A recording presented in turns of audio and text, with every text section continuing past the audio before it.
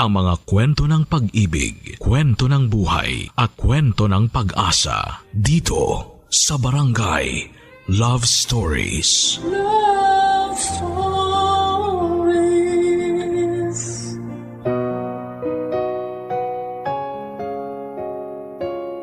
Wala nang masasaya pa sa isang inang nakikita kung paano nagtatagumpay sa buhay ang mga anak niya. Ang hayaang tumayo ang mga anak sa sarili nilang mga paa ay hindi isang parusa kundi isang palatandaan na buo ang tiwala niya sa kanila. Wala siyang pinipiling edad ng mga anak para iparamdam ang kanyang pagmamahal dahil hindi mabubura ang pagiging ilaw niya ng tahanan kahit siya ay matanda na. Pakinggan natin ang isang kwento ng sakripisyo ng isang ina para sa kanyang mga anak dito sa mga kwento ng pag-ibig, buhay at pag-asa sa nangungunang Barangay Love Stories.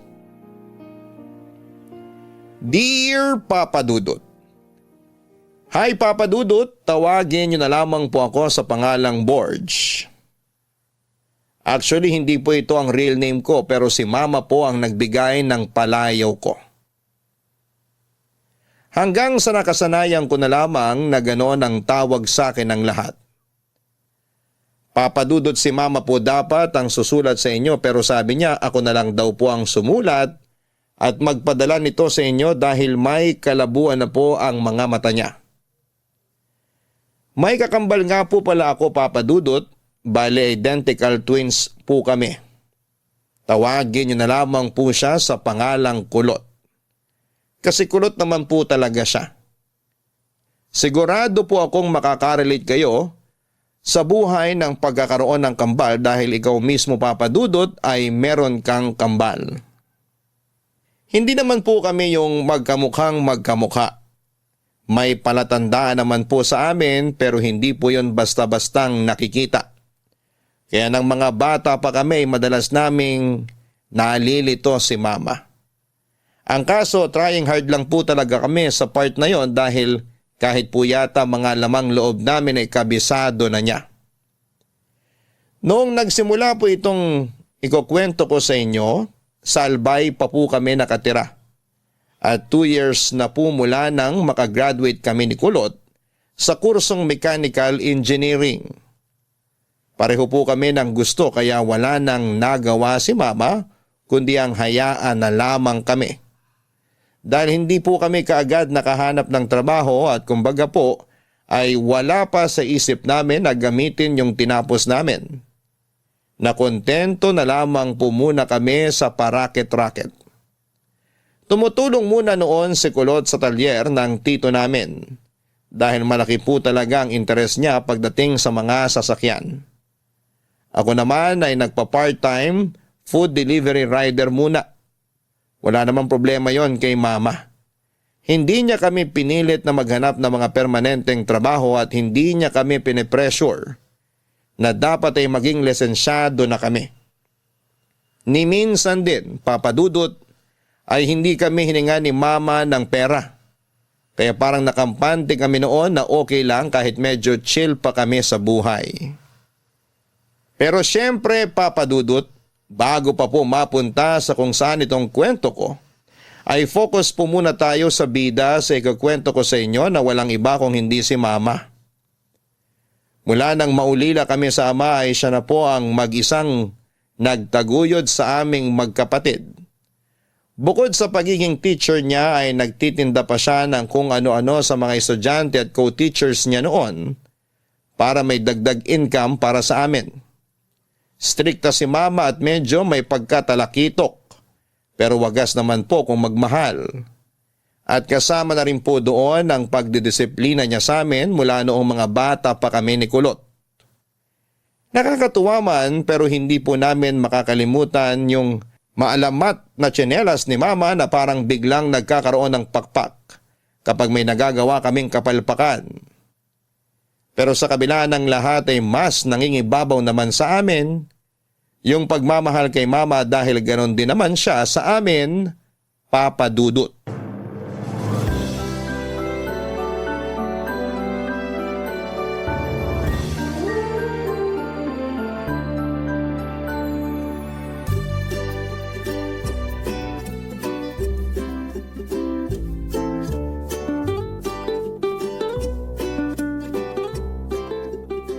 Hoy! Gumising na yung mga anak mayaman dyan! Tirik na yung araw, hindi pa kayo nagsisibangon!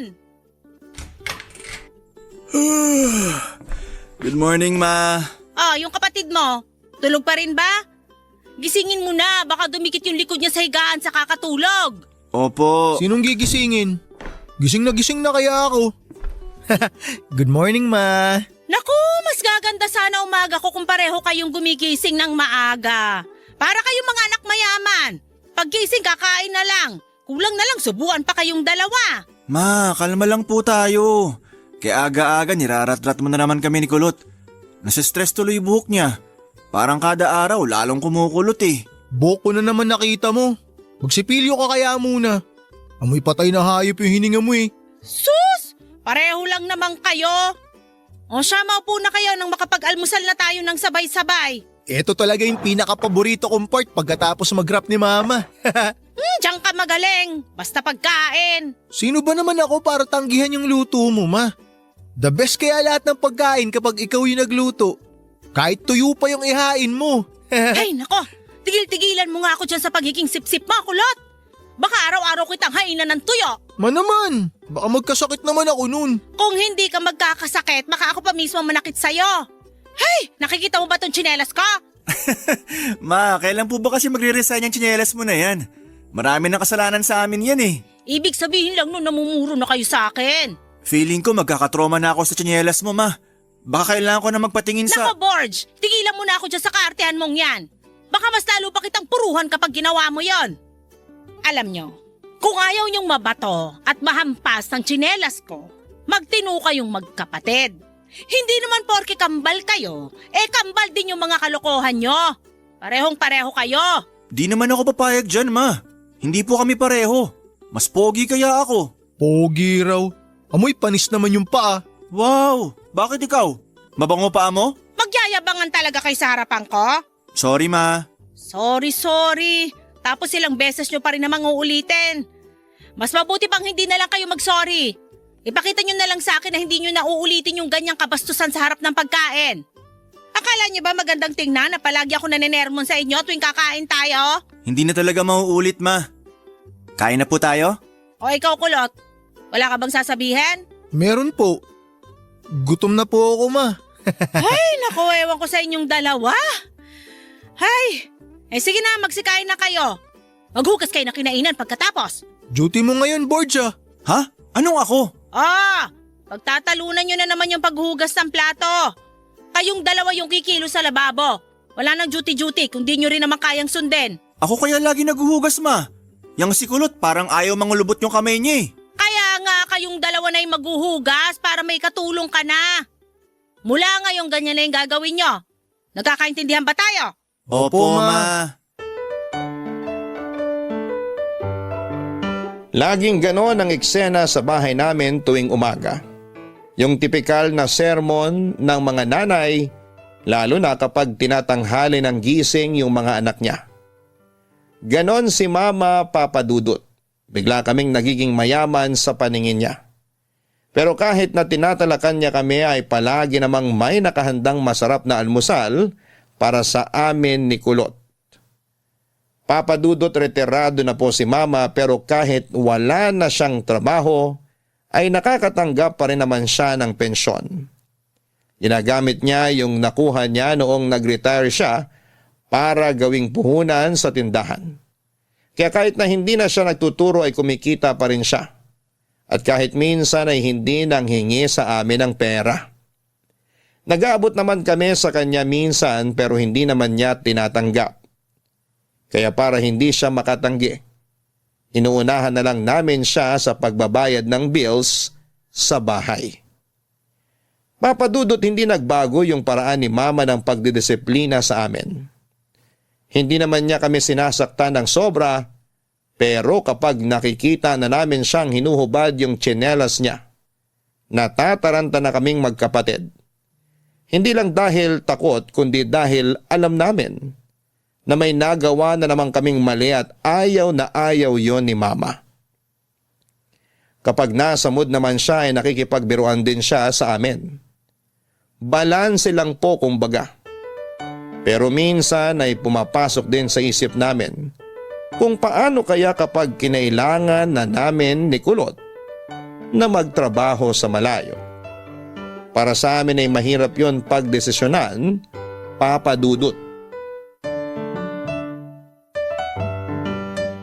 Kamusta naman kayong dalawa? Si Mama talaga oh. Makatanong parang di tayo araw-araw magkakasama rito. Palagi nyo rin po kaming nakikita.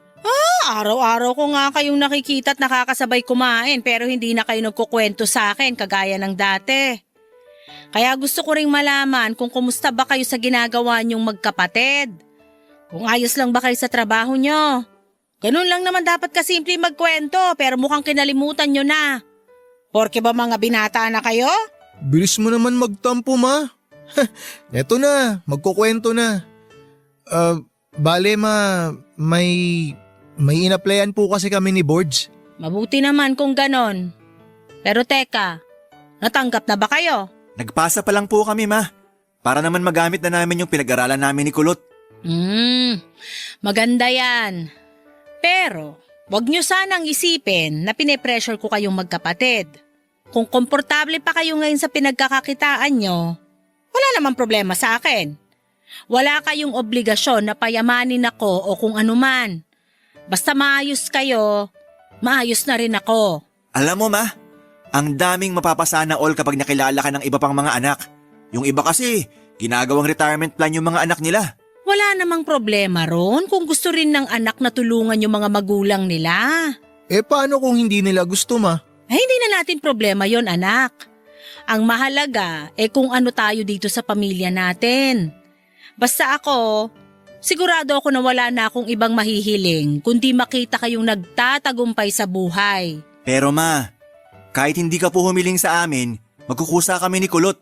At wala ka pong karapatang tumanggi kasi itatakwil ka namin. Tama! Sus! Pinagtulungan niyo pa ako? Siguraduhin niyo munang matatanggap kayo sa inaplayan niyo bago niyo isipin yan. Matatanggap naman po siguro kami, Ma. Ang tataas kaya ng grades namin ni Kulot. Masama rin naman masobrahan ng kumpiyansa. Baka ang ending yan, lagapak kayong dalawa. Hindi naman po kami ganun, Ma. Alam naman po namin ni Kulot yung mga limitasyon namin sa mga bagay-bagay. Gaya ng palagi niyong binibilin sa amin. Mabuti naman at may natatandaan kayo. Pero teka, saan ba yung inaplayan niyo? Uy, ikaw na magsabi. Ha? Bakit ako? Nagturuan pa kayong dalawa. Tinatanong ko lang naman kung saan, ano bang kinatatakot nyo? Teka, huwag nyo sabihin illegal yung pinasukan yung dalawa. Kumalma ka, Ma. Matino pa naman pag-iisip namin ni Kulot, kaya wala kayong dapat alalahanin. Legal po yung papasukin naming trabaho. Promise, hindi po kami makukulong doon. Ay, mabuti naman. Baka atakihin ako kapag napano na kayong dalawa. Bago pa mapunta sa kung saan tong usapan natin, saan nga kayo nag-apply at hindi nyo masabi-sabi sa akin? Sa Maynila po, Ma. Habol po kasi namin yung experience doon, Ma. Tsaka di ba po, taga ron si Tito? Matutulungan niya rin po kami. Sakaling pwede na po kami magtrabaho abroad. Abroad? Opo, Ma. Pero matagal pa naman po yun, Ma. Makakabuti yun sa inyo, mga anak. Papa Dudut, medyo kinabahan kami noon ni Kulot dahil akala namin ay iiyak si Mama sa sinabi namin. Pero mukhang sinadya niya po talagang pigilan ang luha niya. Ayaw niya sigurong maramdaman namin na malungkot siya kapag napalayo kami sa kanya. Sakaling matanggap kami sa Maynila. At kapag pinalad pa sa ibang bansa na kami magtatrabaho. Pero bago po namin maisip ang mga bagay na yon ay iniisip din po namin si Mama. Hindi po namin alam kung kakayanin ba naming iwan siya ng mag-isa. Buong buhay po kasi namin ay kasama namin siya kaya parang napakahirap pong lumayo noon. Mula nang malaman ni Mama yung plano namin ay mas naging maasikaso pa siya sa amin. Yung ginagawa niya po noon ay parang pinaparamdam niya sa amin ni Kulot na mamimiss niya kami kaagad. Pero sa kabilang banda ay kinatuwa rin po namin yon dahil hindi na po kami masyadong sinusungitan ni Mama. Papa Dudut, kapag pareho po kaming umalis ni Kulot ay wala talagang maiiwan kay Mama. May mga kamag-anak naman po kami doon pero hindi po sila kasundo ng nanay namin.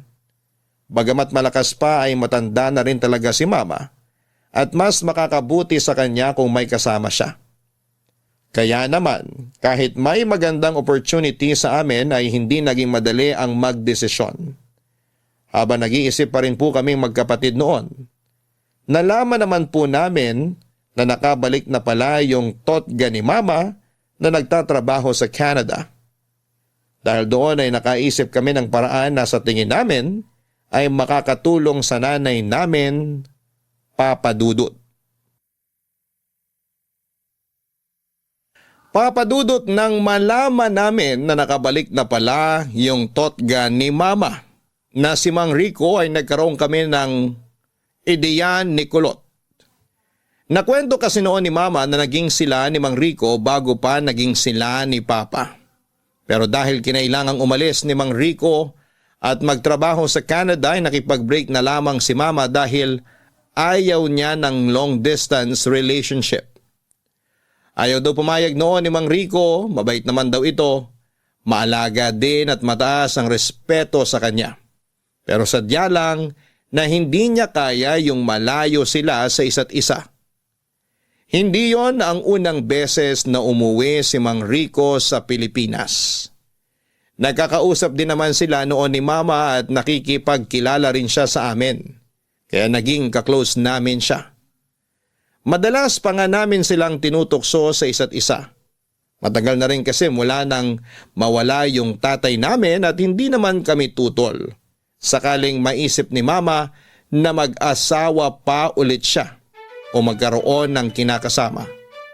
Kahit na si Mang Rico pa yon, iisa lang naman ang gusto naming magkapatid, ang maging masaya, ang nanay namin, Papa Dudut.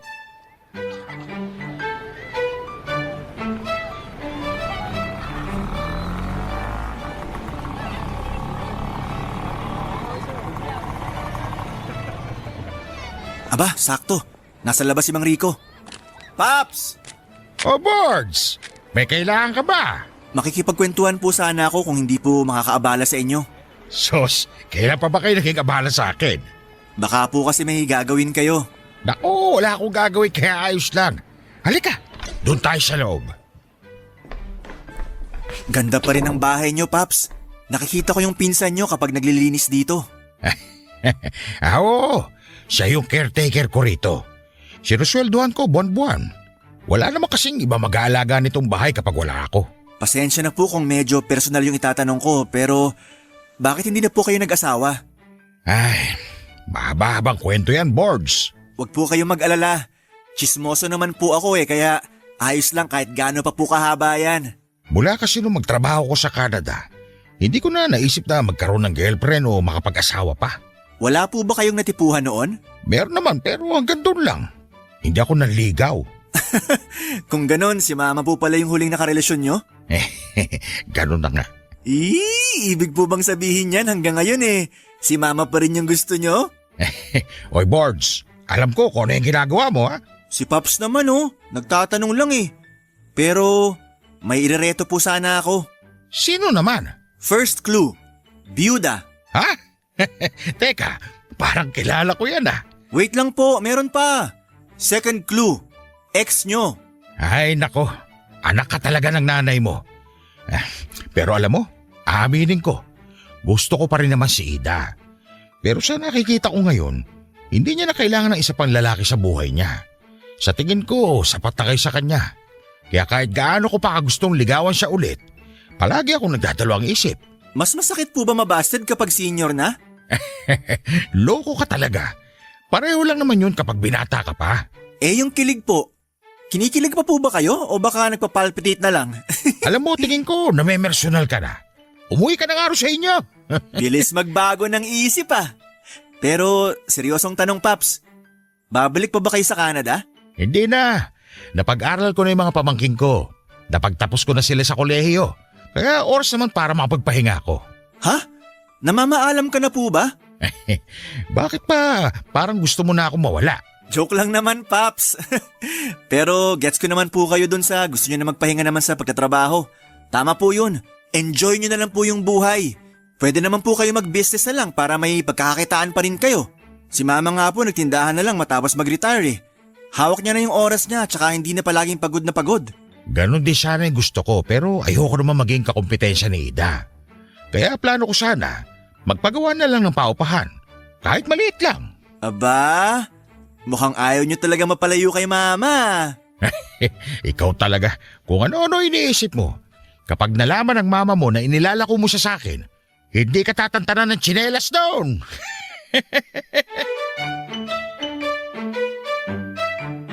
Papadudot bagamat may pag-aalangan pa si Mang Rico na ligawan si Mama ay natuwa pa rin ako. Dahil nakita ko sa kanya na magiging mabuting kaibigan siya sa nanay namin. Medyo inaasahan ko na rin po kasi noon na hindi na talaga magpapaligaw si Mama.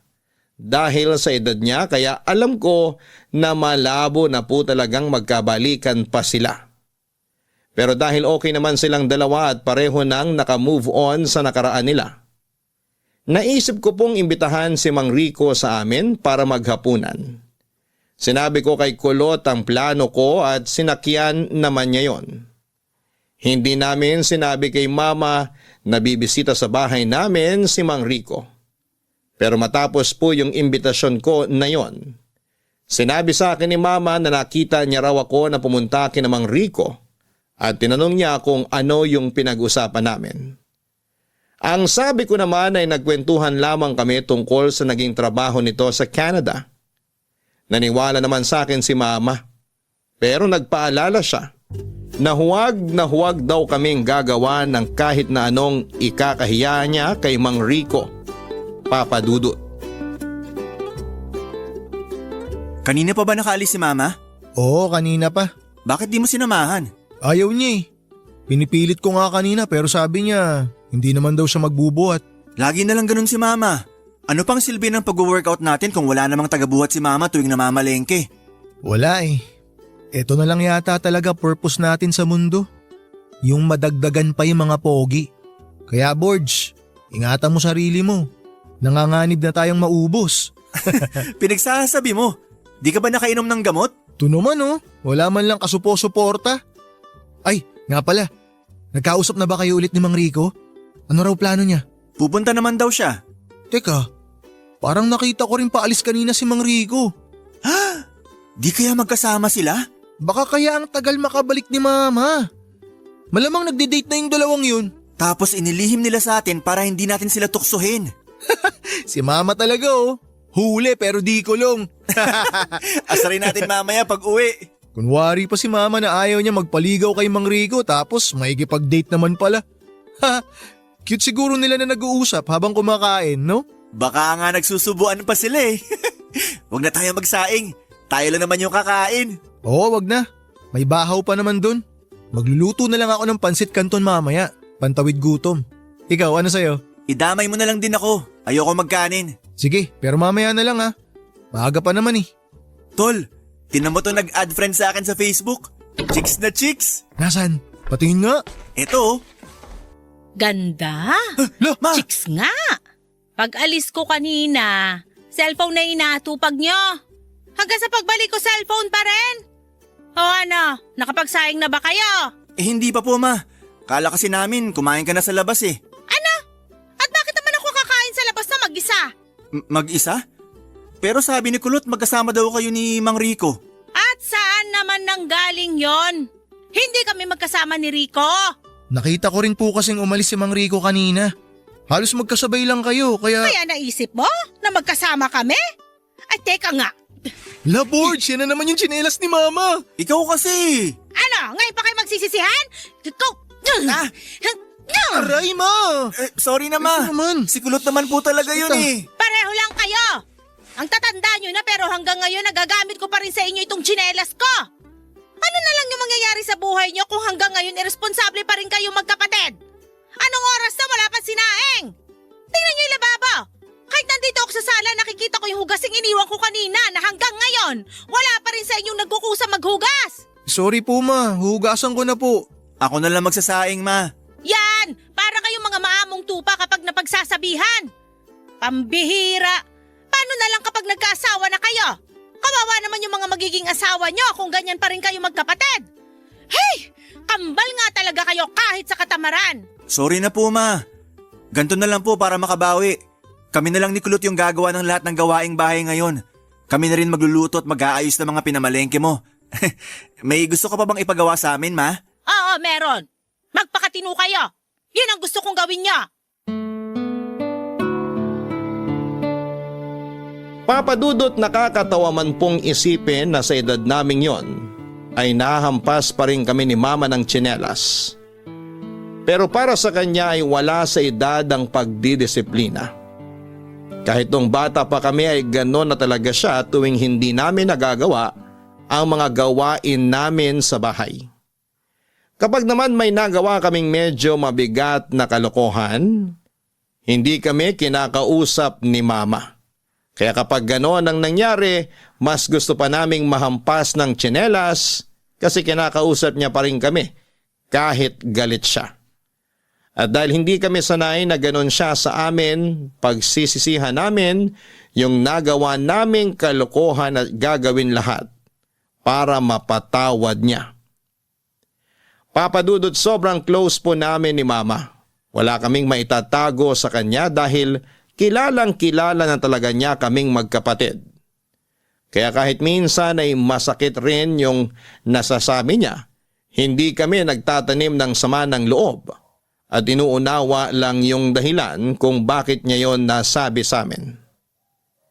Pero sa kabila ng magandang relasyon namin sa nanay namin, dumarating din talaga kami sa pagkakataong kailangan naming gumawa ng mabigat na desisyon na makakaapekto po talaga sa kanya. Pareho po kasi kami ni Kulot na natanggap sa inaplayan namin at kailangan na po namin agad pumunta sa Maynila. Ang kaso hindi namin alam kung paano sasabihin kay mama ang tungkol doon, papadudot. Bagamat planchado na ang plano namin ng kakambal ko, na lumuwas na ng Maynila at mangupahan doon para sa trabaho namin, hindi pa rin naging madali para sa amin ang pagdidesisyon. Alam naman po namin na papayagan kami ni mama dahil nabanggit na namin yon sa kanya noong nag-a-apply pa lamang kami. Siya po kasi yung nanay na hindi po kami pipigilan sa gusto naming gawin. Basta para sa kabubuti namin. Kahit na gaano pa yon kadelikado o kahit pa ang kapalit noon ay ang pagiging mag-isa na lamang niya. Bago namin sabihin kay mama na kailangan na naming umalis, nag-isip muna kami ng paraan para hindi siya maiwang mag-isa. Gustuhin man namin kumuha ng kasambahay para may kasama siya. At katuwang sa mga gawaing bahay ay alam naming hindi siya papayag. Sa kabila kasi ng edad niya ay ayaw niya nang wala siyang ginagawa.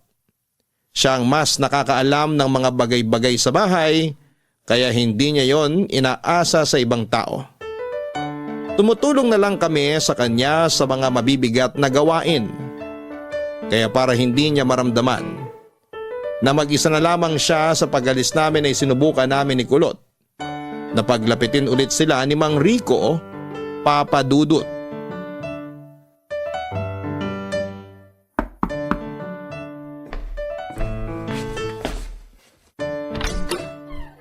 Oh, kayo pala kumakatok.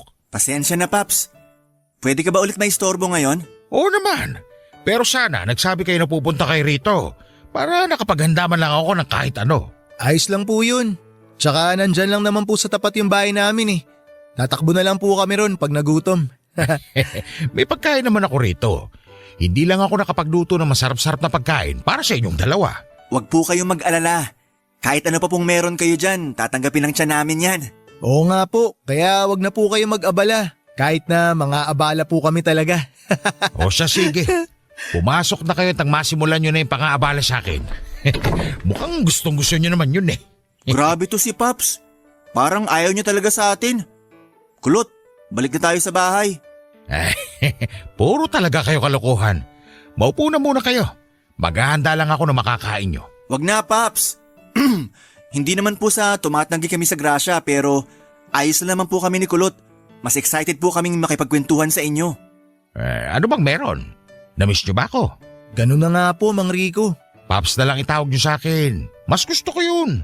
Parang masyadong nakakatanda kapag Mang Rico pa tinatawag nyo sa akin eh. Naks, tunog pang tatay na talaga.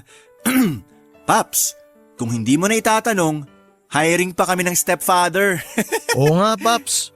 Baka naman interesado ka. Sos, hindi naman kailangan ni Ida ng bagong partner. Kailangan niya po na makakasama kapag umalis kami ni Borgie. Ano ka mo? Kapag umalis kayo? Opo, Paps. Teka, saan naman kayo pupunta? Natanggap na po kasi kami sa inaplayan namin sa Maynila. Alam na ba yan ng mama nyo? Hindi pa nga po eh. Hindi rin namin alam kung paano ba sasabihin sa kanya. Parang ang hirap din po kasi na maiwan siya rito ng mag-isa. Alam niyo naman po na yung mga kamag-anak namin dito may sariling mundo. Kaya ba ang gusto nyo mangyari? Magkaayos kami para magkaroon siya ng kasama. Mismo! Nakuha mo, Paps! Ang husay mo! Kung pwede po sana, tingnan-tingnan niyo si mama o kaya kausapin niyo rin po minsan. Kahit hindi niyo po siya samahan lagi. Wala naman sana problema sa akin yun. Pero ang inaalala ko lang, baka hindi yun magustuhan ng mama nyo. Baka lalo lang akong iwasan nun kapag nakaramdam siya na parang kinakaawaan ko siya. Sa una lang po yun magagalit, kaya sana po, hindi niyo siya basta-basta sukuan. Pasensya na po kung kayo pa po yung inabala namin para dito. Sa totoo lang po kasi, mas may tiwala kami sa inyo, Papsi, kesa sa mga kamag-anak namin. Baka pabayaan lang si Mama pag nagkataon. Naiintindihan ko naman kayong magkapatid. Kaya huwag na kayong mag-alala. Isa pa, kahit kailan naman hindi magiging abala sa akin si Ida. Hayaan niyo po, Paps. Babawi po kami sa inyo. Wala pa nga akong ginagawa, pagbawi na kagad ang nasa isip nyo. Pero hindi naman kayo dapat sa akin bumawi, kundi sa nanay nyo. Hindi naman ako nanghihingi ng kapalit sa hinihingi nyong pabor sa akin. Kayo naman oh, parang pamilya na rin naman po turing namin sa inyo. Yung kay Mama, syempre, matik na po yun, Paps. O siya, sige. Gagawin ko yung makakaya ko para maging malapit kami uli sa isa't isa. Para mas madali ko siyang makumusta at masamahan kapag siya na lang mag-isa sa bahay nyo. Basta, magpakatino kayo sa papasukan nyo sa Maynila. Walang problema, Paps. Papadudot, hindi namin pinakawalan ang oportunidad na nagbukas sa amin dahil yun na lamang ang tanging paraan para makatulong kami kay Mama. Lagi naman po niyang sinasabi na hindi namin kailangang bumawi o ibalik sa kanya yung mga naging sakripisyo niya. Pero gusto po naming maranasan niya yung wala nang inaalala dahil kami naman ang bahala. Kaya naman matapos naming kausapin si Mang Rico ay nakahinga kami ng maluwag dahil alam namin na may mapapakisuyuan na kami para i-check si Mama habang wala kami. Papadudot, kahit mahirap dahil malayo-layo ang Maynila, nagplano kami noon ni Kulot na umuwi sa bahay tuwing linggo para makasama si Mama.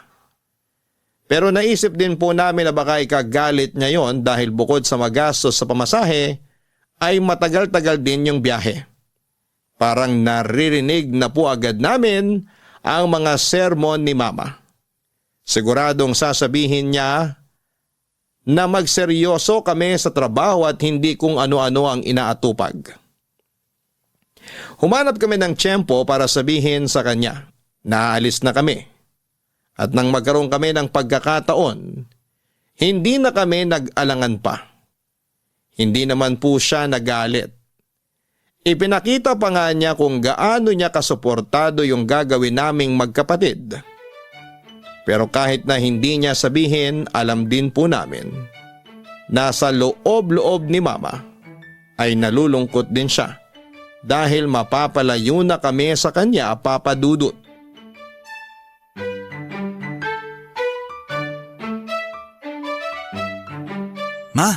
Wala ka ba naaamoy? Naaamoy na ano?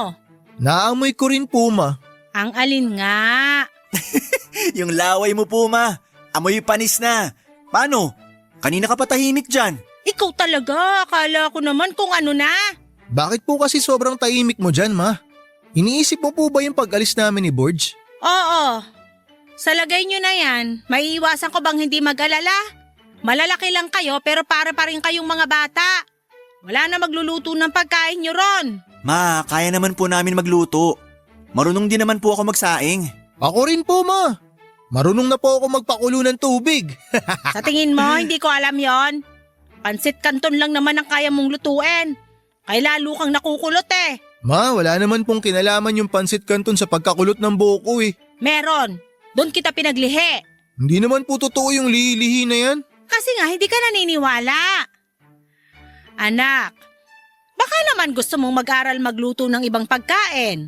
Baka kapag hindi nakapagluto si Borge, palagi na lang instant noodles yung kakainin mo. Sakit ang aabutin mo ron. Naku ma, ako na pong bahala dyan kay Kulot.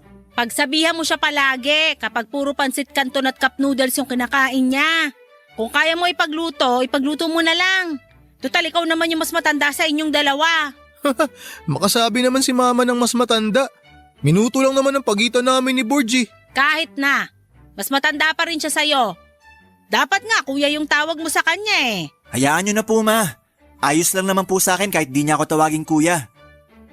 Ay, yung mga damit nyo, wala na maglalaba. Hindi naman kayo marunong maglaba ng kapatid mo. Basic lang yan ma. Pwede naman kami magpa-laundry. Naku, ay paano kayo makakaipon yan? Dapat marunong na kayo sa mga ganyang kasimpleng gawain. Hindi sa lahat ng panahon ay makakasama nyo ako. Gaya niyan, mapapalayo na kayo sa akin. Hindi sa lahat ng pagkakataon may nanay na sasalo ng mga bagay-bagay para sa inyo. Sorry po ma. Hindi ko kailangan ng sorry nyo. Mas kailangan kong mapanatag na maayos kayong dalawa at kakayanin nyo mag-survive ng kayong dalawa lang. Kailan ba alis nyo? Sa Sabado po sana ma. O sige, habang di pa kayo nakakaalis, tuturuan ko muna kayo. Maglalaba tayo mamaya at bukas naman ng umaga, tuturuan ko kayong magluto ng ulam nang hindi nyo na kailangang gumastos ng malaki. Matatanda na kayo, kaya dapat alam nyo na mag-budget ng pera nyo. Hindi na yung kagaya rito na unlimited ang supply nyo ng pagkain dahil sa tindahan ko. Kapag naubusan kayo ng pera doon, malaking problema yon. Kaya dapat pag-isipan nyo muna ng mabuti bago kayo gumastos. Noted po ma. Noted ka pa dyan. Tapos pagdating naman doon makakalimot ka na rin agad. Hay! Borge, alam kong kahit papano ay marunong ka na mag-budget. Kaya tulungan mo na lang yung kapatid mo. Ma, ipahinga mo na po yung isip mo. Okay po kami. Kaya na po namin.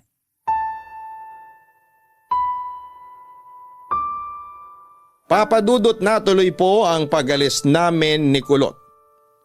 Nangupahan po kami sa Maynila at gaya po ng inaasahan namin. Hindi pumayag si mama na bisitahin namin siya kada linggo. Ayos na raw sa kanya na kahit na isang beses lang sa isang buwan kami umuwi, basta palagi kaming tatawag sa kanya para hindi siya masyadong mag-alala. Na-realize po namin noon na sobrang laki po ng nagbago sa buhay namin nung hindi na po namin araw-araw nakakasama si mama. Malaking adjustment po ang ginawa namin dahil nasanay po kami na si mama agad yung makikita tuwing uuwi kami ng bahay. Nami-miss po namin yung mga paninermo niya, yung masasarap na luto niya, at yung kwentuhan po namin habang kumakain. Nang tuluyan na po kaming nakapag-adjust at nasanay na rin po sa pagiging independent, may isa na namang opportunity na nagbukas para sa amin.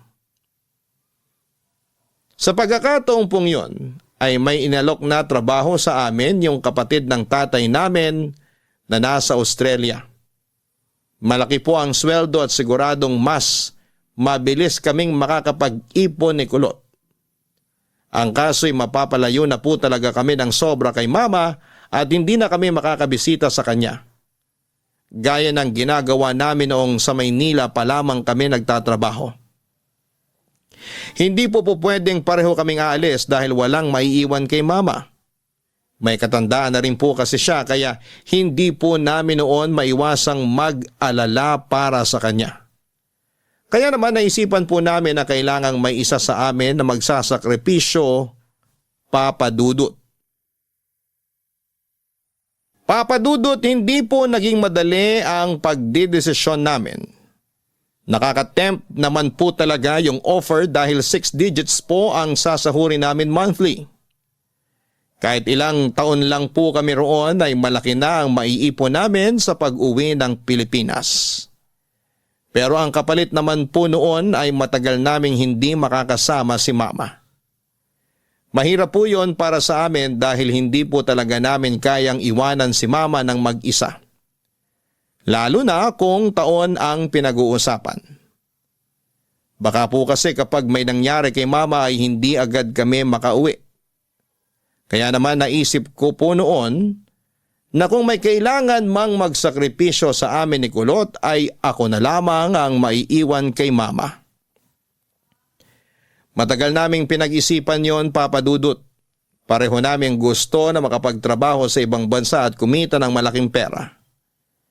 Pero pareho rin naming gusto na makasama si mama. At habang gulong-gulo po yung isip namin noon, sa kung ano ang dapat namin gawin ay nalaman namin ni Kulot na sinusubukan pala ulit ni Mang Rico na manligaw sa nanay namin. Nalaman po namin yon noong sabay kaming umuwi ni Kulot sa bahay at narinig ang pag-uusap ni Mama at ni Mang Rico sa sala, Papa Dudut.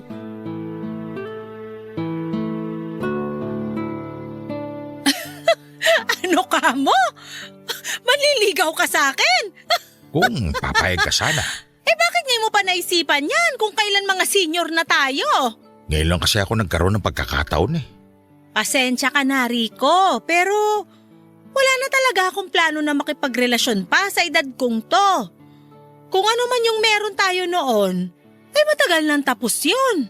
Kaya kung binabalak mong ituloy pa natin yun, malabo na talaga. Pambihira. Parang naulit lang yung pambabasted mo sa akin noon ah.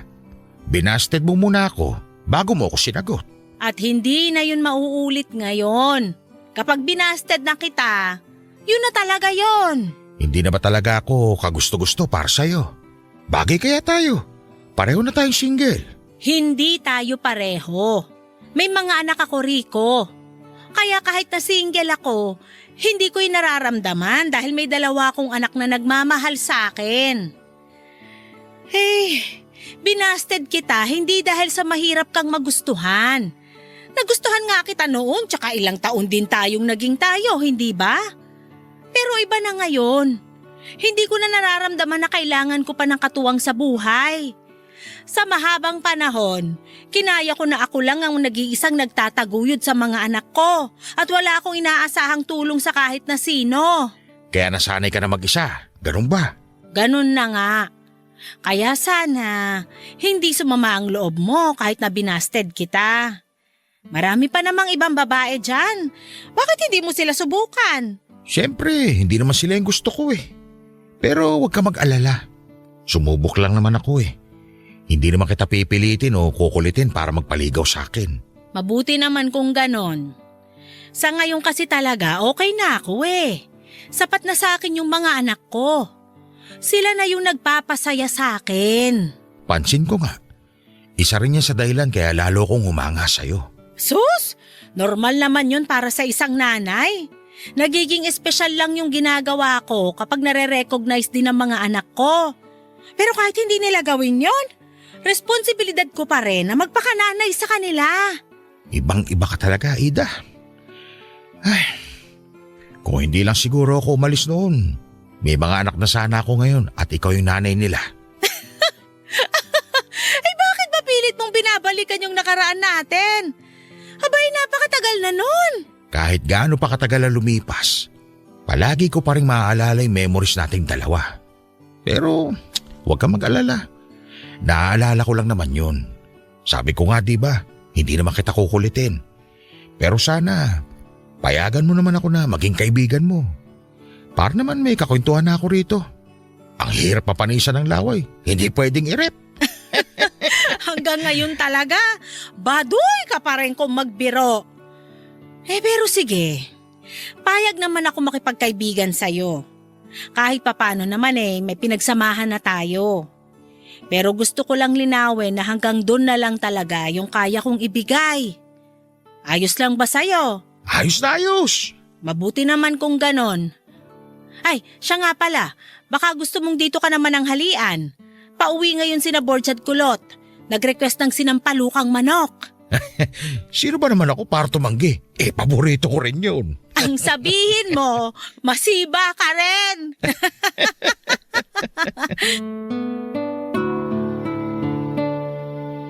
Papadudot na touch po ako noon sa mga narinig ko mula kay Mama. Ni minsan po talaga ay hindi niya inisip na utang na loob namin sa kanya yung buhay namin. Palagi niyang sinasabi na kagustuhan daw nila ni Papa na mabuo kami, kaya responsibilidad nila na buhayin at gabayan kami hanggang sa kaya na naming tumayo sa sarili naming mga paa. Pero dahil maaga kaming iniwan ni Papa ay siya na lamang ang mag-isang gumawa noon para sa amin. At tuwing naiisip ko lahat yon ay hindi po ako nangihinayang na pakawalan yung magandang oportunidad sa ibang bansa. Nag-usap naman na po kami noon ni Kulot at nangako siya. Natutulungan na lang niya ako kapalit ng pagsasakripisyo ko. Bago mag-asikaso ng mga requirements si Kulot ay nagpa siya kaming mag-set up ng date kung kailan namin kakausapin si Mama. Pero ang ending, hindi na kami humanap ng tiyempo dahil pwede naman namin siyang kausapin sa kahit na anong araw. Nag-ipon lang po talaga kami ng lakas ng loob dahil alam din namin na may posibilidad na magalit si Mama sa ginawa naming desisyon, Papa Dudut. Borge, ikaw na magsabi kay Mama. Bakit ako? Ikaw naman yung aalis eh. Lapitan mo na kaya habang hindi pa siya natutulog. Natatakot ako eh. Ay, ako na nga.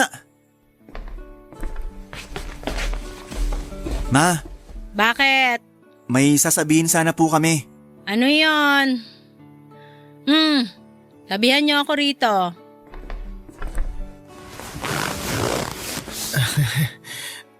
Ma, huwag kang magagalit sa amin ha. Bakit naman ako magagalit? Wala pa nga kayong sinasabi. Ma, hiring daw po kasi ngayon sa pinagtatrabahuhan ni Tito sa Australia. Tinatanong niya po kami kung gusto namin mag-apply doon. Malaki po yung sweldo, Ma. Mas mabilis po sana kami makakaipon kung doon po kami magkatrabaho. Oh, bakit di pa kayo nag-aasikaso ng mga requirement nyo? Pero Ma, si Kulot lang po yung aalis. Bakit? Ayaw mo ba sumama sa kanya? Gusto naman po pero… Sus! Bakit may pero pa? Gano'n ba ka-importante yung dahilan ng pag-aalangan mo? Sobra po, Ma. Sobrang importante po. Ano ba yon? Baka may maitulong ako. Ano? Tatahimik na lang kayong dalawa? Ganito po kasi yung mangyayari. Bali, magpapaiwan daw po si Borge para may kasama kayo rito, Ma. Ano? Sasayangin mo yung oportunidad na makapagtrabaho abroad para lang masamahan ako? Ma, delikado po kasi na maiwan ka mag-isa rito. Malayo kami. Sobrang layo po, Ma. At hindi na po kami makakabisita buwan-buwan gaya ng ginagawa namin ngayon. Hindi ko itinaguyod yung pag-aaral nyo para buruhin lang kayo dito sa bahay. Gusto ko na mangarap kayo. Mangarap kayo na magkaroon ng mas magandang buhay at hindi makontento na lang sa mga bagay na hindi kayo sigurado kung hanggang kailan sasapat para sa inyo. Hanggat kaya nyo mag-ipon na mag-ipon, gawin nyo, anak. Darating ang araw na magkakaroon na kayo ng sarili nyong pamilya. At kayo na yung paghuhugutan nila ng lakas. Pero paano ka po, Ma? Paano kung magkasakit ka? Paano kung bigla na lang may mangyari dito tapos nandun kami sa ibang bansa? Sa Australia po kami magtatrabaho, Ma. Hindi na po yun kagaya sa Maynila. Alam ko. At hindi niyo ako kailangang alalahanin kasi kaya ko yung sarili ko. Kung kinaya ko nga na 3 tayo, yun pa kayang mag-isa lang ako rito. Kaya kung iniisip nyo na magmumuka akong kawawa dahil mag-isa na lang ako, sinasabi ko na sa inyo ngayon, kaya ko. Kayang-kaya ko.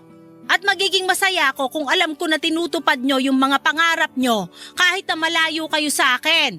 Mamimiss ka namin ng sobra, ma. Matagal tayong hindi magkikita, ma. Bakit ako? Hindi ko ba kayo mamimiss? Ngayon pa nga lang namimiss ko na kayo eh. Pero kailangan natin magsakripisyo. Tsaka noon pa man, tinanggap ko nang darating kayo sa punto na kailangan nyo nang lumayo at tumayo sa sarili nyo mga paa. Kaya gawin nyo na ang lahat para maging maganda yung buhay nyo magkapatid habang may pagkakataon pa kayo. Nandito lang naman ako. Hihintayin ko na makauwi kayo. Hayaan mo, ma. Kapag kaya na naming dalhin ka ron, susunduin ka namin dito. Talaga? O sige, basta galingan nyo ron para magkasama-sama tayo kaagad. Gagalingan namin, ma. Mahal na mahal ka namin eh. I love you, ma. Naku, kayo talaga. Pahihiyakin nyo pa ako eh. Pero sige na, mahal ko rin kayo. Kahit naman hindi ko sabihin yun, alam nyo na yun eh. Ay, mag-iingat kayo ron ha. Itatakwil ko kayo pag hindi nyo iningatan yung sarili nyo.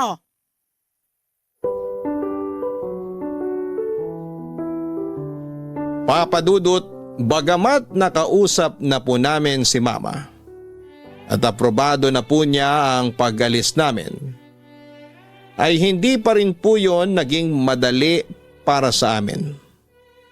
Ayaw ni Mama na ihatid kami sa airport dahil lalo lang daw kaming malulungkot. Ang sabi niya para naman daw yon sa future namin kaya hindi pwedeng magbago pa yung isip namin. Natanggap naman po kami roon at sa loob ng ilang taon ay nakaipon kaming magkapatid. Kapag may pagkakataon ay umuwi kami ng Pilipinas para kay Mama. Hanggang sa natupad na nga po namin yung pangako namin sa kanya na dadalhin namin siya sa Australia. Sa ngayon, Papa Dudut, ay kasama na namin dito si Mama. May sarili na rin po kaming pamilya ni Kulot at pareho pang foreigner ang napangasawa namin. Sa bahay ko nakatira si Mama pero madalas din siyang bumibisita kay Kulot para makipaglaro sa mga apo niya. Sobrang saya po namin dahil kahit na may mga anak na kami, ramdam pa rin po namin ang paggabay at pagmamahal ni Mama. Pinapangaralan niya rin po kami. Kung meron man pong nagbago ay yung hindi na po niya ginagamit sa amin yung tsinelas niya. Natuto na raw po kasi kami kaya hindi na niya kailangan pang gamitin yon. Pero ngayong magulang na rin po kami, namana po namin yung pagdidisiplina niya. At ginagaya po namin yon hindi para saktan ang mga anak namin, kundi para madisiplina sila. And at the same time ay maipakita kung gaano namin sila kamahal, kaya gusto naming mapabuti sila. Hanggang dito na lamang po ang kwento namin, Papa Dudut. Maraming salamat po, God bless sa inyong programa at sa Barangay LS. Ang inyong forever kapuso at kabarangay, Borge. Hindi humihinto ang pagiging isang ina kahit siya ay tumanda na. Akala ng iba. Ang isang ina ay dumidistansya sa mga anak niya kapag nagkaroon na ng sariling pamilya. Ngunit ang totoo pagdating sa puntong yon, hindi na lamang mga anak ang iisipin niya kundi pati mga apo na. Kadalasan pa, ang dating ng pagiging ina sa iba ay parang isang malaking pagkakamali. Na kapag nasa bahay lang sila, taong bahay na lang talaga ang tingin sa kanila at wala nang pangarap sa buhay. Pero ang hindi alam ng iba ay nandun sila dahil ginagampanan nila ang kanilang napakalaking tungkulin bilang ina. At madalas ay wala na silang oras para unahin ang iba pang mga bagay. Doon nag-iiba ang mga priority nila sa buhay at doon na rin nag-iiba ang kahulugan ng salitang success para sa kanila.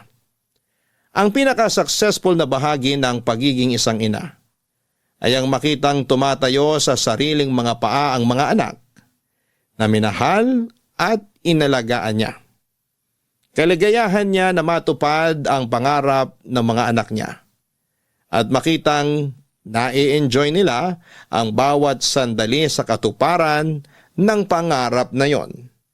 Kaya tunay na hindi matatawaran ang pagmamahal ng isang ina at ang kaya niyang gawin para sa kanyang mga anak. Hanggang sa muli, ako po ang inyong si Papa Dudut sa mga kwento ng pag-ibig, buhay at pag-asa sa Barangay Love Stories number 1. Barangay Love Stories. Barangay Love Stories. Anong say mo sa Barangay Love Stories na ito? Pagkwentuhan natin sa comment section yan. Ang mga kwento ng pag-ibig, kwento ng buhay at kwento ng pag-asa dito sa Barangay Love Stories. Love Stories.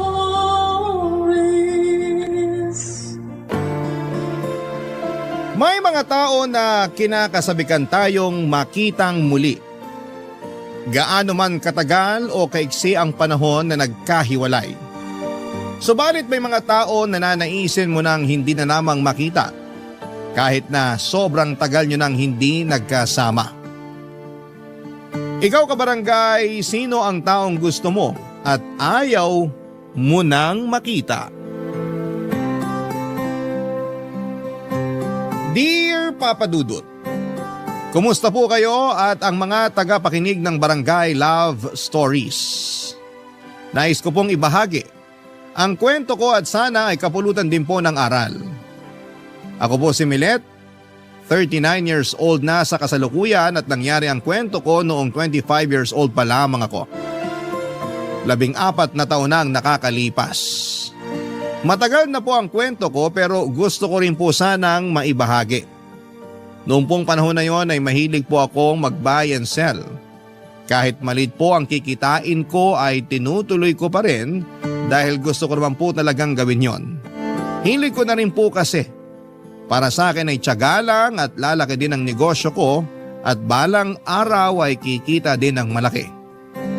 May nanligaw po sa akin noong 23 years old ako. Siya po si Homer. Empleyado naman po siya ng isang malaking kumpanya noong panahon na yon. Mabait po si Homer kaya nahulog din ang loob ko sa kanya at naging magkarelasyon kami. Makalipas naman ang 1 taon ay nagpakasal kaming dalawa. Noong po nanligaw siya sa akin ay inisip ko na hindi pa ako handa. Pero doon po talaga nauwi ang lahat, Papa Dudut. Naging maganda naman po ang relasyon namin. Masaya kami at walang oras na sinayang para maiparamdam namin sa isa't isa ang pagmamahal namin. Pero hayaan niyo munang simulan ko ang lahat sa pagkakakilala namin para mas makilala niyo pa kami ni Homer. Nagawi po ako sa opisina nila dahil sa imbitasyon ng isang katrabaho niya. Dahil nga po sa negosyo kong buy and sell at doon na kami unang nagkakilala. Hindi ko pa kabisadong opisina nila kaya medyo kinakapa ko pa kung saan ang kinakaroonan ng pakay kong tao nang bigla kong lapitan ni Homer, Papa Dudut.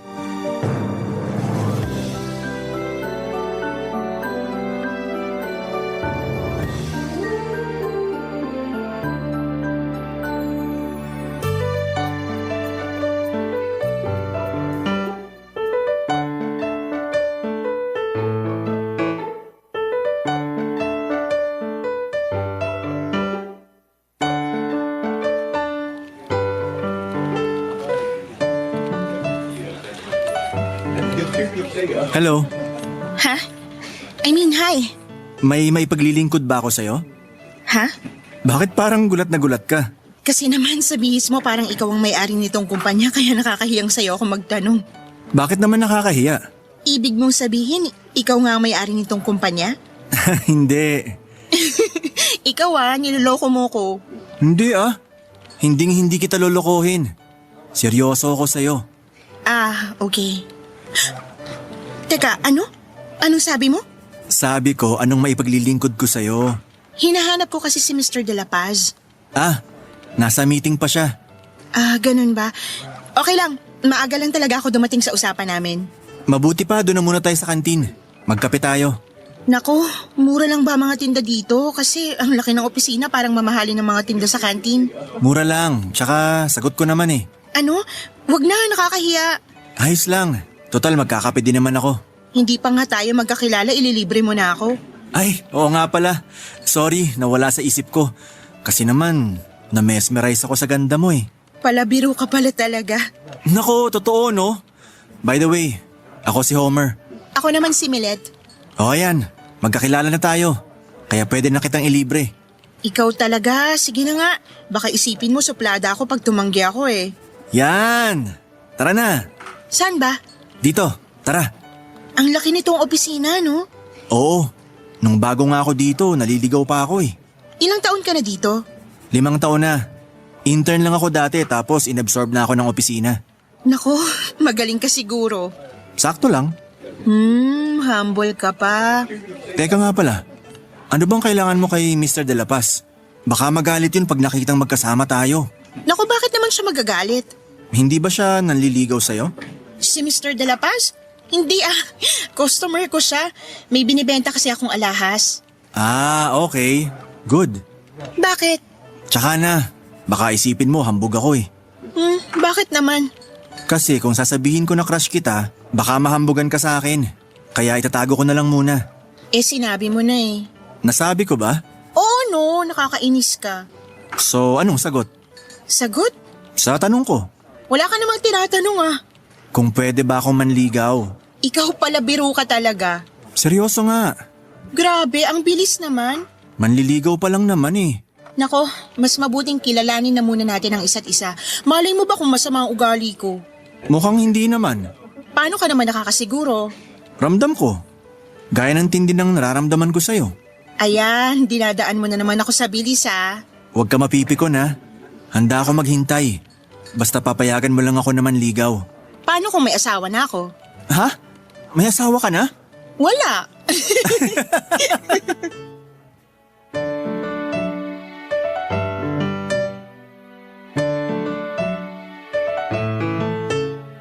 Papadudot nakipagkwentuhan lamang ako kay Homer noong araw na yon kasi nakakahiya naman na hindi ko siya pansinin o iwasan ko siya dahil wala naman siyang ginagawa sa akin. Makulit si Homer pero hindi yung kulit na nakakaasar. Palabiro siya kaya ako naman na mababaw ang tawa ay walang pinalampas sa mga jokes niya. May paraan si Homer kung papaano niya makukuha ang sagot sa mga tanong niya. Ewan nga kung magaling ba talaga siya o mahina lamang ako, kaya kada tanong niya ay sinasagot ko na kaagad. Hindi doon natapos sa mga usapan namin ni Homer, Papadudot, dahil tinanong niya kaagad kung pwede daw ba siyang dumalaw sa amin. Ako naman kahit nagdadalawang isip ay napa-oo. Sa kanya tinanong kung saan ako nakatira. Late ko na naisip na naisahan niya ako kasi dapat tinanong niya muna kung saan ako nakatira bago siya nagtanong kung pwede ba siyang dumalaw. Pero hinayaan ko na lamang kasi masigasig talaga si Homer. Habang tumatagal ay mas nararamdaman ko naman na totoo siyang tao. Hindi siya manloloko dahil lahat ng sinabi niya ay tinupad niya, Papadudot. Masaya ako sa tuwing kasama ko siya. Ilang buwan din ang lumipas at walang nagbago kay Homer. Hanggang isang araw, nangyayain niya akong lumabas, Papadudot.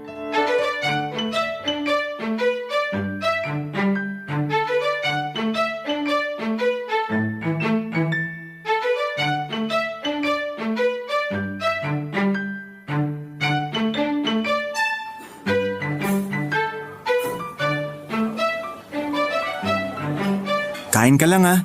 Sobra ka na. Ha? Bakit? Kasi pinapataba mo na yata ako eh. Hindi ka naman tabain. Kasi sa tagal na nating lumalabas, hindi ka naman nagbabago. Talaga ba? Oo, parang ako. Hindi magbabago. Ayan ka na naman sa mga pagka-cheesy mo Totoo naman ang sinasabi ko eh. Oo na nga. Hindi ka ba naniniwala sa akin? Uy, wag kang ganyan. Mabuti na yung sigurado. Kasi baka iniisip mo pala, niloloko lang kita. Grabe ka, hindi naman. Ibig sabihin naniniwala ka sa akin? Ha? Oo. Ano? Oo. Hindi kita madinig. Nakakainis ka, oo nga.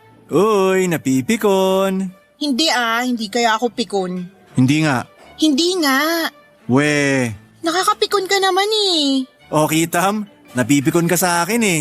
Ngayon lang. Sorry na. Uy, hindi ako galit Ewan kahit makulit ka, hindi ako nagagalit sa'yo. Bakit? Ewan ko nga. Imposible. Anong imposible? Imposibleng hindi mo alam. Ang alin? Kung bakit hindi ka naiinis sa akin. Nagugulahan na ako sa pinag-uusapan natin. Sorry. Sana huwag ka magagalit sa akin. Hindi mabait ka naman Uy, salamat. Uy, baka lumaki ang ulo mo Siyempre, basta galing sa'yo, alam kong totoo. Nako, parang alam ko nang idudugtong mo dyan. Ano? Na kasing totoo ka ng pagmamahal mo sa akin. Predictable na ba ako? Hindi naman, may pattern lang. Ha? Hindi tayo matutunawan sa pagkain nito Sinasabayan kasi natin ng tawa. Oo nga. Sige, kain ka pa. May gusto ka pa bang iba?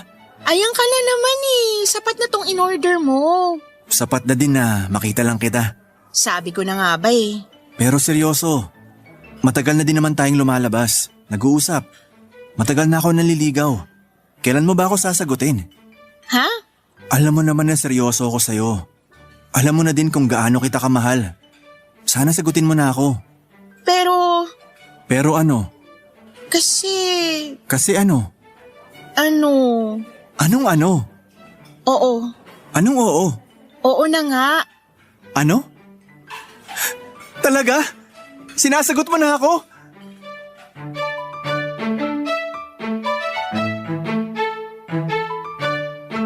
Papadudot nahiya ako bigla kasi napasigaw si Homer nang sagutin ko siya. Pero sa totoo lang, sa loob-loob ko ay pareho lang kami ng nararamdaman. Masayang masaya din ako nang sagutin ko siya. Mahal ko na talaga si Homer at wala akong duda doon. Matapos ang araw na yon, kung dati ay magkasabay lamang kaming maglakad. Nang mga sumunod na pagkikita namin, ay hinahawakan na niya ang kamay ko habang naglalakad. Hindi na ako naiilang kasi sinagot ko na naman siya, Papa Dudut. Pero matapos ko siyang sagutin ay umakyat na ang level ng mga tanong ni Homer. Sa totoo lang ay hindi na nga tanong kundi pagyayaya na. Gusto na ni Homer na magpakasal kami. Gusto na niya na magsama na kami, Papa Dudut. Sa pagkakataon na yon, kahit na sobrang mahal na mahal ko na siya, ay sinabihan ko siya na pag-isipan ng mabuti ang bagay na yon at huwag kaming magpadalos-dalos. Medyo nalungkot siya pero hindi naman siya nagalit. Masaya pa din kami noong buong araw na yon. Nakapamasyal, nakakain at nakapagkwentuhan. Pero hindi ko akalain noong gabi na yon ay may iba palang iniisip si Homer. Hindi ko napansin pero ipinasok pala niya ang kotse niya sa loob ng isang motel. Nasa loob na kami ng motel nang mapansin ko, una ay nagulat ako. Natakot at saka nakaramdam ng galit. Papadudot na sampal ko si Homer at saka ako dali-daling lumabas ng kotse niya at naglakad papalabas sa lugar na yon. Papadudot. Barangay Love Stories. Barangay Love Stories. Hindi ko akalain na ipapasok niya ako sa lugar na yon nang hindi man lamang ako tinatanong. Papadudot, kahit mahal na mahal ko siya ay nakakagalit na parang wala siyang respeto sa akin. Hindi porke sinagot ko siya ay kasama na yon sa pag-oo ko sa kanya, Papadudot. Siguro sobrang nagulat din siya sa sampal ko kasi noong lumabas ako ay ang tagal niya bago humabol sa akin. Siguro napahiya din siya sa ginawa niya. Papadudot, nagmakaawa si Homer noon at humingi ng tawad. Hindi ako kumikibo at wala naman akong ginagawa o sinasabi pero siguro sobrang guilty niya ay napaiyak siya habang humihingi ng tawad. Ramdam ko ang pagiging sincero niya sa paghingi ng tawad kaya dahil na rin siguro sa pagmamahal ko sa kanya ay pinatawad ko siya, Papadudot. Bumalik kami sa kotse at umalis sa lugar na yon. Hindi pa din tumigil si Homer sa paghingi ng tawad at nagmamakaawa na huwag akong magalit sa kanya. Para matapos na ay sinabi ko ang laman ng dibdib ko. Sinabi ko ang galit ko at saka ko sinundan ang pagsasabi na hindi namin dapat gawin ang bagay na yon hanggang sa hindi kami nakakasal. Sumang-ayon naman si Homer habang humihingi pa rin ng tawad sa akin, Papa Dudut.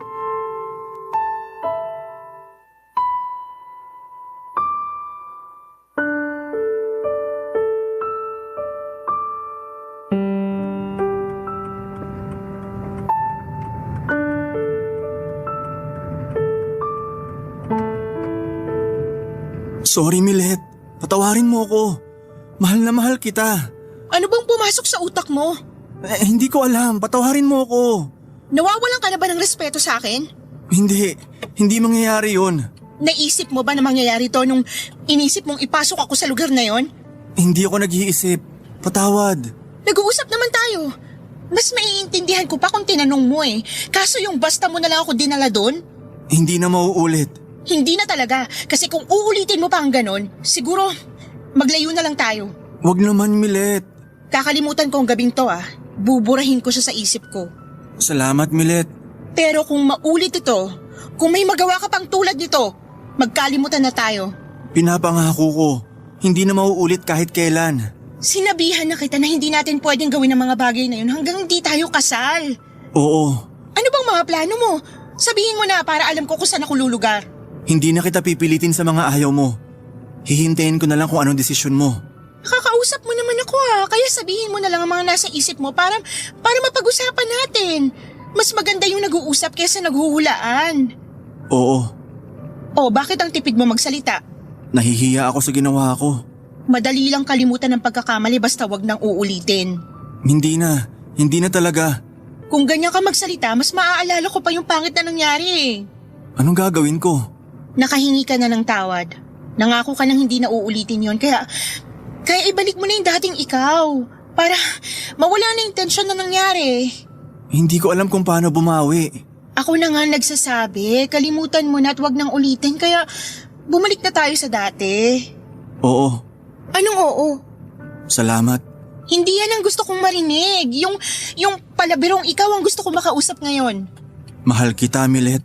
Yan ang biro mo? Hindi biro yun. Gusto ko lang sabihin. Alam ko naman na mahal mo ko kaya bumalik ka na sa dati.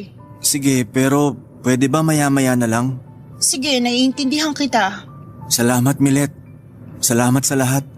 Salamat din. Ha? Saan? Salamat at hindi mo pinilit ang gusto mo. Salamat at naintindihan mo ko. Oo. Nawala lang ako sa sarili ko. May gagawin ka ba bukas? Wala. Punta tayo ng simbahan. Anong ibig mong sabihin? Anong ibig kong sabihin? Anong gagawin natin sa simbahan? Magsuswimming. Ha? Natural magsisimba kasi linggo bukas. Akala ko. Ano naman yung akala mo? Wala. Sabihin mo na kasi baka yan na ang dahilan ng ikakagalit ko. Kasi Ano? akala ko magpapakasal na tayo eh. Ano?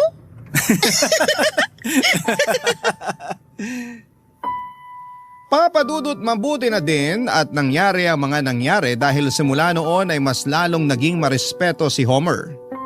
Iniwasan niyang sumama ang loob ko. Hindi naman sa pabor lahat sa akin ang mga ginagawa niya pero ibinabalik ko din naman lahat ng pagmamahal niya. Iniiwasan namin ang magkatampuhan. Pag may napansin ang bawat isa ay itinatama agad namin. Naging mas suwabe ang relasyon namin. Dahil bukod sa pagmamahalan ay sobra na ang naging respeto namin sa isa't isa, Papa Dudut. Matapos ang pangit na gabing yon ay parang nagumpisang muli si Homer sa panliligaw at parang kinukuha niya muli ang loob ko para mahalin ko siya ng gaya ng dati. Sa totoo lang ay hindi naman nawala ang pagmamahal ko sa kanya. Ayaw ko lang uli kasi na masyado niyang maging kampante kaya may mga restrictions pa din ako sa kanya, Papa Dudut. Minsan nga ay masyado ng OA ang pagiging marespeto ni Homer kaya sinasabihan ko siya na maging totoo lang kami sa isa't isa. Kaya masasabi ko na mas lalong tumibay ang pagmamahal namin sa isa't isa.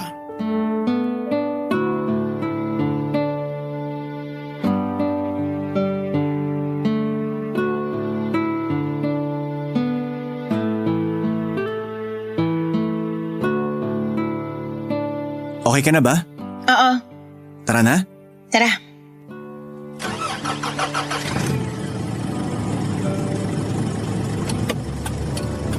Uwi na ba agad tayo?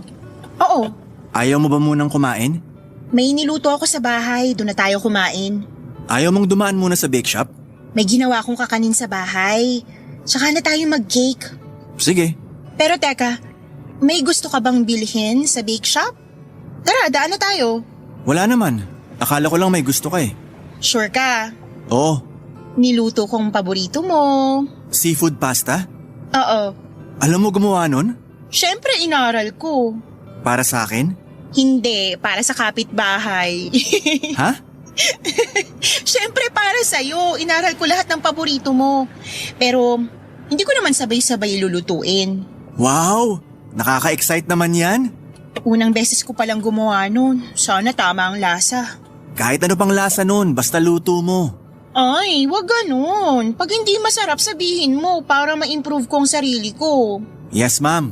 Gusto ko, alam ko lutuin ang lahat ng paborito mo para pag gusto mo kumain, hindi na natin kailangan pa lumabas. Kung sa bagay, maganda yan. Sa tinagal-tagal ba naman nating lumalabas, alam ko na lahat ng paborito mong pagkain. Kailangan ko din palang aralin ng mga paborito mo. Hoy, hindi ganun yun ah. Walang gantihan dito, hindi porke alam kong gawin at iluto ang mga paborito mo, dapat ganun ka na din. Hindi ba dapat ganun sa pagmamahalan? Dapat walang lihiman. Ayan, lumalalim ka na naman. Ikaw talaga. Kaya mahal na mahal kita eh. Mahal din kita. Alam ko. Oy, yung mga mata mo sa kalsada. Sorry. Ikaw kasi. Bakit ako? Ang ganda mo kasi, kaya napapatingin ako sa'yo. Tumigil ka nga, ayan ka na naman. Teka nga, hindi pala kita inuobliga na aralin ng mga paborito kong pagkain ha?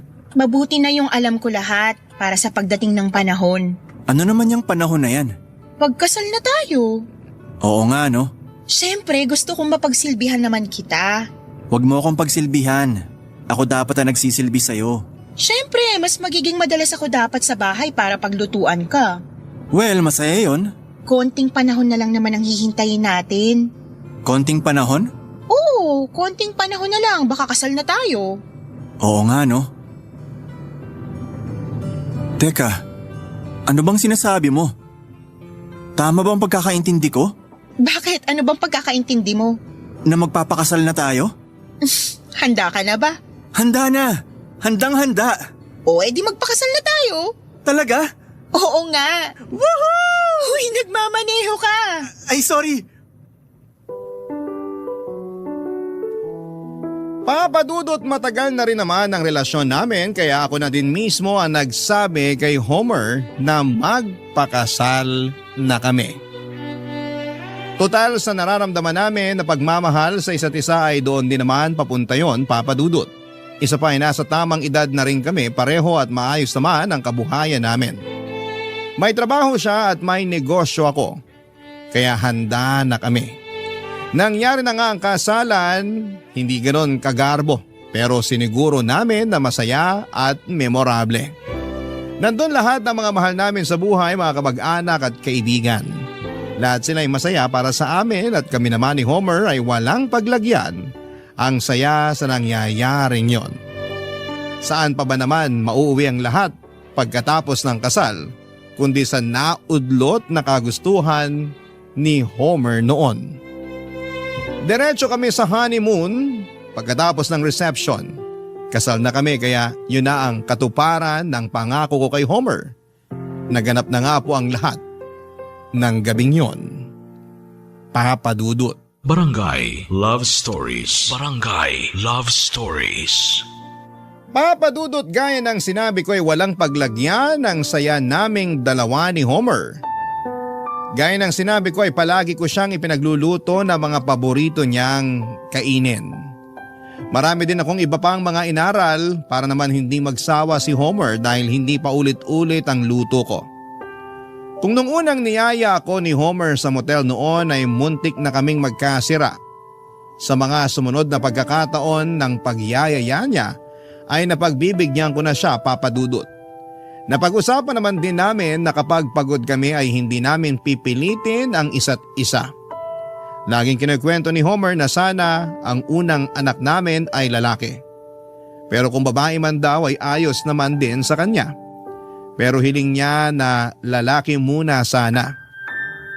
Lagi niya din sinasabi na kahit hanggang 3 o 4 na anak daw ang magkaroon kami. Pero ako pa rin daw ang magdedesisyon. Lumipas nga ang mahigit 6 na buwan na nagsisiping kami ay parang hindi pa rin ako nabubuntis. Nagtataka ako pero mas nagtataka si Homer. Tinanong pa niya kung umiinom ako ng contraceptive. Sinabi ko naman ay hindi, Papa Dudut.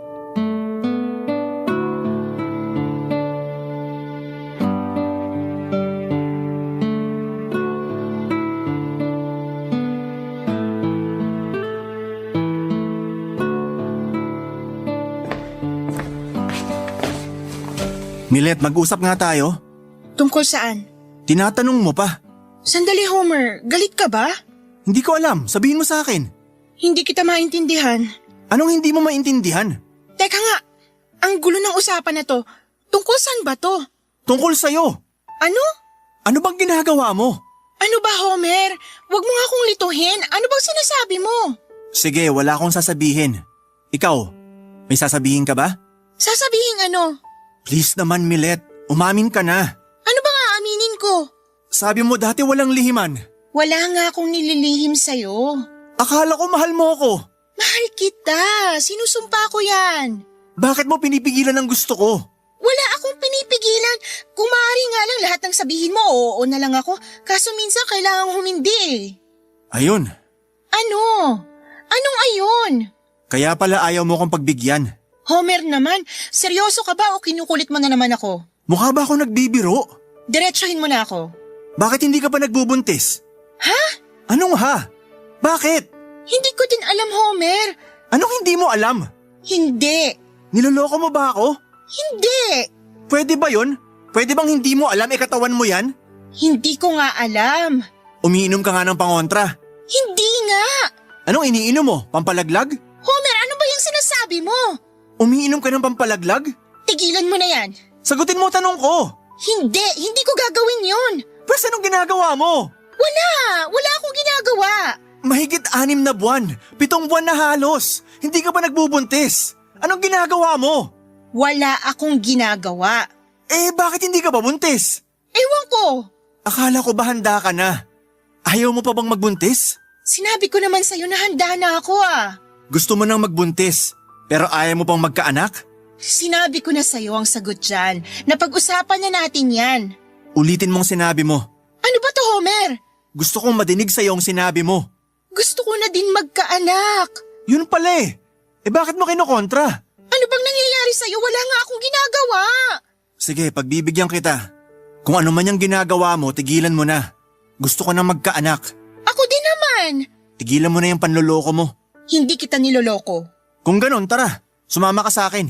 Saan tayo pupunta? Basta sumama ka. Tara na. Papadudot yun ang araw na hindi ko makakalimutan. Isinama ako ni Homer sa doktor.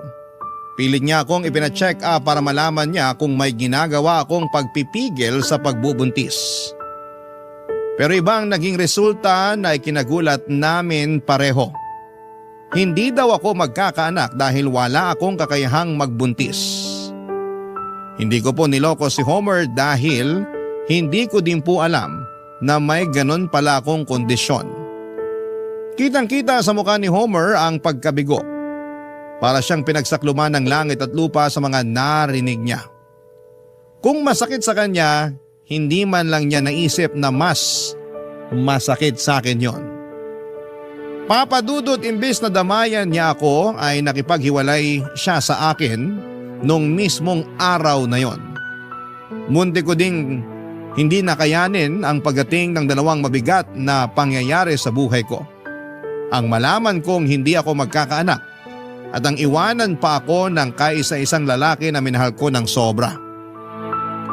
Lumayo si Homer at hindi ko alam kung saan siya nagpunta. Hindi na niya ako pinakinggan. Nawala na kami ng komunikasyon.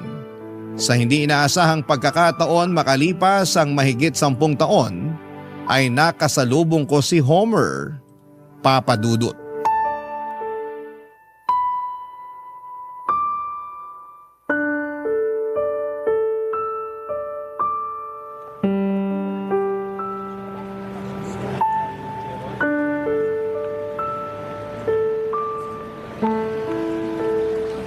Milet?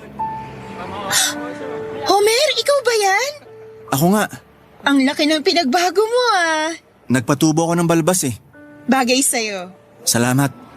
Ikaw naman, wala kang pinagbago. Compliment ba yan? Oo naman. Binibiro lang kita. Salamat. Kamusta ka? Eto, ayos naman. Napalago ko na din yung negosyo ko. Sinong kasama mo? Nasa loob pa ng mall. Hinihintay ko nga siya rito eh. May asawa ka na? Ikaw talaga, nagpapatawa ka. Seryoso ang tanong ko. Paano kung magkakaasawa kasal pa tayo? Oo nga. Karelasyon? Nako, kahit wala na tayo, takot pa din ako sa demanda, no? Demanda? Malay ko ba, idemanda mo ako ng pagsama sa ibang lalaki? Biro lang.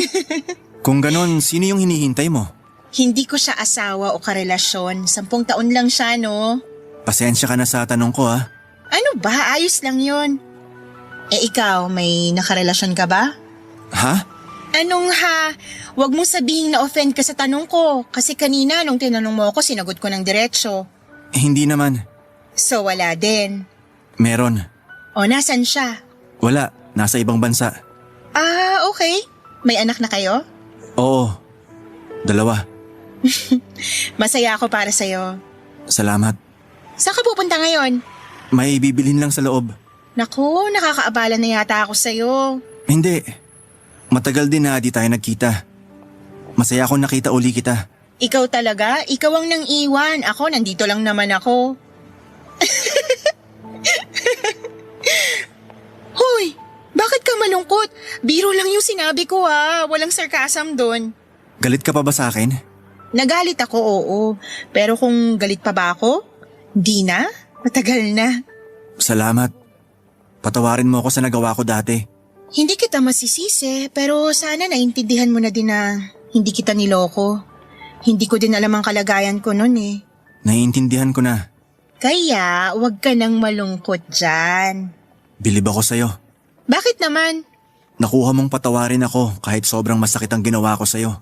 Oh, ayan ka na naman. Babalik na naman tayo dyan. Kalimutan na nga natin yun. Salamat ulit. At paulit-ulit akong humihingi ng tawad. Okay na, move on na tayo. Teka, saan ka pala nanirahan nung umalis ka? Una sa probinsya ako nagpunta. Tapos ng ibang bansa ako. Doon ko nakilala si Ofelia. Siya yung nakarelasyon mo? Oo. Makalipas ang 6 na buwan, bumalik na ako dito. Nagsama na kami ni Ofelia. Ang galing mong magtago ah. Nandito ka lang pala pero hindi ka nakita ng kahit sino. Naiinggit nga ako sa'yo eh. Bakit naman? Kahit masakit ang ginawa ko sa'yo, napatawad mo ako. At masaya ka na ngayon. Kalimutan na natin yon. Matagal na yon. At isa pa, masaya ka na din naman sa buhay mo ngayon. Sana. Ano? Papa Dudut, may malaking lungkot pala sa puso niya si Homer. Kaya pala nasa ibang bansa ang nakarelasyon niya ay iniwan siya. Isinama nito ang 2 nilang anak at hanggang sa oras na yon ay hindi niya pa din alam kung nasaan sila. Nagtago ang babae kasama ang mga anak nila at hindi niya din alam ang dahilan ng pang-iiwan nito. Pero ang balita niya ay sumama daw ito sa dating karelasyon. Kung gaano ako kagaan noong nagkwekwentuhan kami ay bigla akong nalungkot ng sobra sa mga nadinig ko. Nakakaawa din ang sinapit ni Homer, Papa Dudut. Habang nakikiramay ako sa kanya, ay may biglang tumawag sa akin ang mama. Siya ang batang sinasabi ko na hinihintay ko. Papa Dudut, makalipas ang 1 taon matapos kaming nagkahiwalay ni Homer ay nag-ampon ako ng 6 na buwan na sanggol at siya nga ang batang lalaki na tumatawag sa akin ng mama. Nagulat pa si Homer kasi imposible nga naman na magkaanak ako, pero ikinuwento ko sa kanya ang lahat. Na nag-ampon ako at sinabi ko din na alam na ng bata ang sitwasyon niya. Dahil para sa akin ay mas magandang walang nililihim sa bata. Pero hindi naman nagbago ang lahat. Kahit na inampung ko lamang siya ay para niya akong tunay na ina. Nakita ko ang paghanga sa akin ni Homer sa mga nadinig niyang kwento. Pero isang tanong ang ikinagulat ko at hindi ko inaasahan. Tinanong niya kung pwede daw ba kaming magkabalikan. Hindi ko alam ang sasabihin nung una pero mas maganda talaga ang maging diretsyo at totoo. Hindi ko na po tinanggap ang pakikipagbalikan ni Homer kasi masaya na po ako sa buhay ko kasama ang anak ko. Sinabi ko na lang po na lagi ko siyang isasama sa dasal ko na maging masaya na rin siya at makita na rin niyang muli ang mga anak niya. Maraming salamat po sa pagbasa ng kwento ko, Papa Dudut. Sana po ay may napulot na aral ang inyong mga tagapakinig.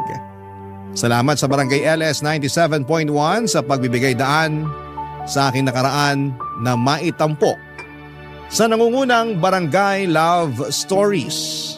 Ang inyong forever na kapuso at kabarangay, Milet. Nagustuhan ng iyong napakinggan? Ituloy yan via live stream sa www.gmanetwork.com/radio. Barangay LS. In Mega Manila, 97.1. Forever.